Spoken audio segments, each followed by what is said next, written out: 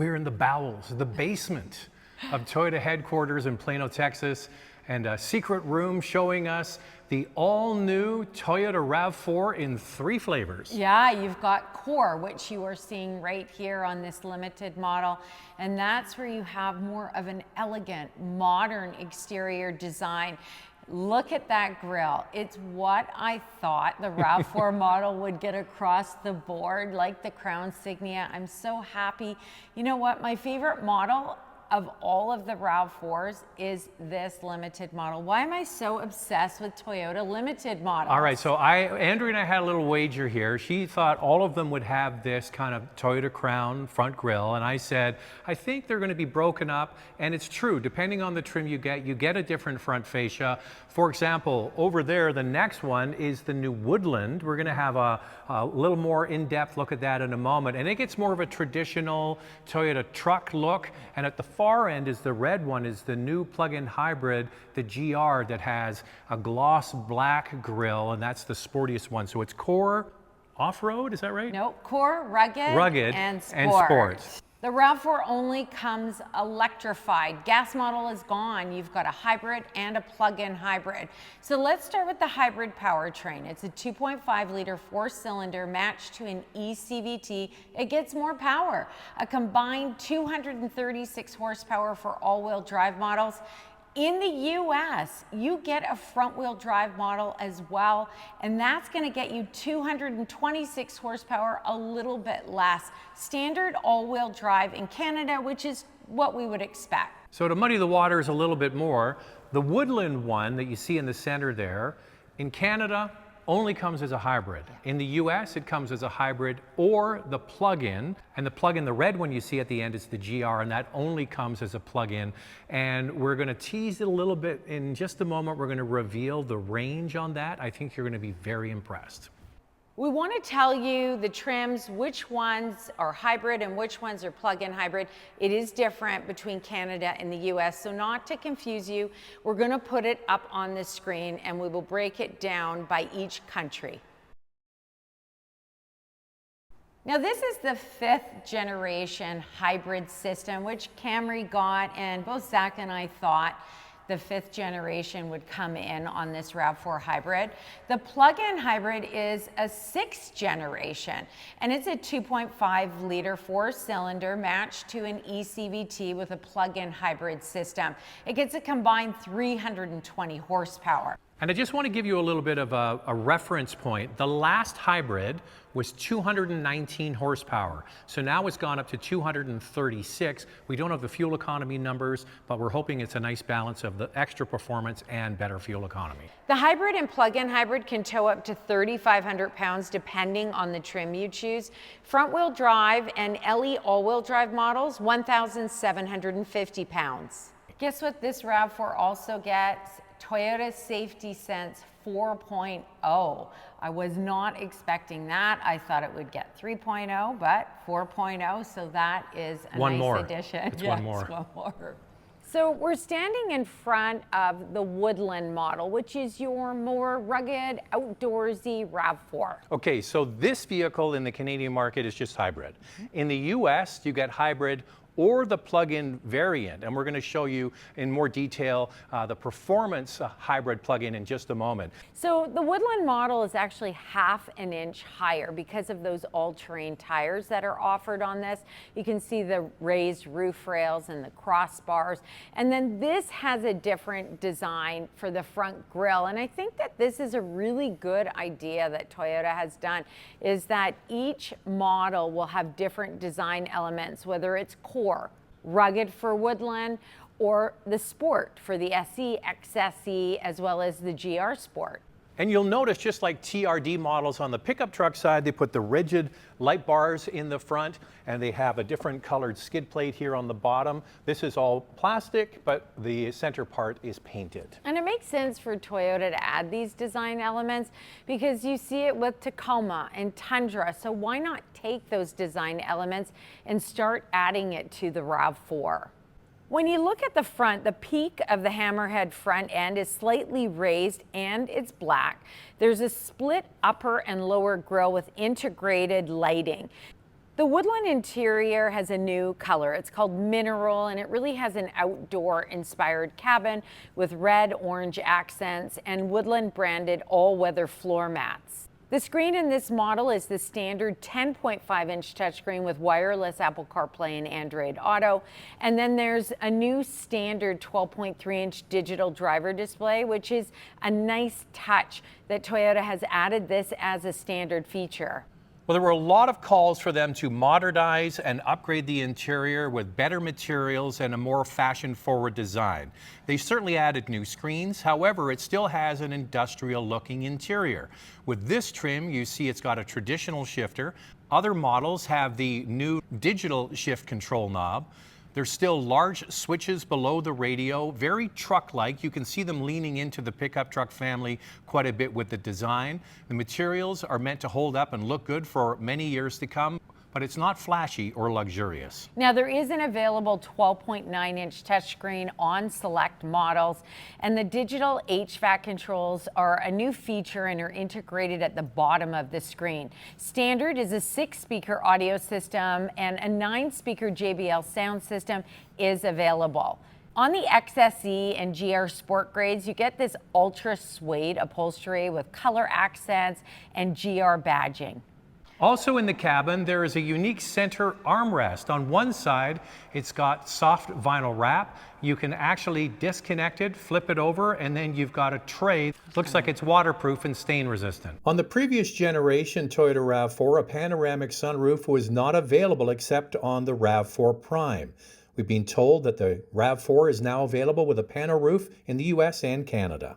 We're standing in front of the all-new RAV4 GR Sport. What a great idea to come up with more of a sport performance RAV4. And this is in partnership with Gazoo Racing. It's only available with the plug-in hybrid powertrain. And the plug-in hybrid powertrain does give you excellent power, 320 horsepower, and because it's electrified, it gives you amazing torque. The current RAV4 Prime that's on sale now is no slouch, so this one has even more power, and the main thing for people that buy a plug-in hybrid, Andrea, is range. How much more range did we get? This is impressive, and it's exactly where I thought Toyota would come in on the numbers. 80 kilometers of range, 50 miles. This is important. RAV4 was always the class leader in range in the non-luxury category, but now they have taken it up to a whole other level. And guess what? DC fast charging capability has been added. It's optional. If you buy a RAV4 PHEV and you plug it in with a regular wall outlet overnight, it's going to charge. You probably don't need to worry about it. If, however, you're somebody that does road trips and you want to stop and charge, it's an 11 kilowatt onboard charger, but it is optional and you'll pay more. And this is nice to see because the previous model had a 7 kilowatt onboard charger. This will go from 10 to 80% with a DC fast charger in about 30 minutes. That's another important feature when you're on the road. Maybe you've waited for a charger, you just want to get in and you want to get out and get back on the road. It does have a larger battery now, but Toyota hasn't unveiled what size of battery it is. The GR Sport model takes inspiration from motorsports, and it prioritizes handling with a GR Sport tuned suspension, enhanced body rigidity, wide tread all-season tires, and unique 20-inch wheels. Depending on the trim you choose, 17-inch wheels are standard, available 18-inch and 20-inch wheels. And guess what? This RAV4, the hybrid and the plug-in hybrid, comes with a temporary spare tire. And as we mentioned throughout the video, each trim gets a slightly different grille. This gets the GR Matrix grille. Front and rear spoilers for a more aggressive look. Two-tone exterior options are available. You can see this one is red with a black roof. Also, the wheel arches, instead of being matte black like you saw on the Woodland trim, are now gloss black. You also get black mirror caps and window surrounds. So you'll notice this has the available 12.9-inch touchscreen with wireless Apple CarPlay and Android Auto. You saw the Woodland model has the 10 9.5-inch touchscreen. There are some unique features in the GR Sport, including GR badging. You have this ultra suede interior. The XSE model also has this kind of faux suede. This one gets your orange red accents throughout the cabin, and it's good. I think that we were a little disappointed with the Woodland model. It really has a rustic design. I get that Toyota is trying to make it maybe more truck-like. This is going to be your top spec trim with the plug-in hybrid. This one has your more truck-like shifter, where some of the other models have the shift-by-wire, which is more like the Lexus with the toggle. Lots of buttons and switches in this model. You've got your drive modes. There's also EV button and trail and snow and normal. You've got space for your cell phone and a wireless charger. This center console, you can open it up on either side. I don't see a sunroof. Maybe this one isn't coming, or it could just be within a package on the GR Sport that you can add it, like on some of the other models. I do like the tray that Toyota's added. We see this in Tacoma and some other trucks in the lineup. This is more of a hard surface. You can hear soft touch, hard plastic.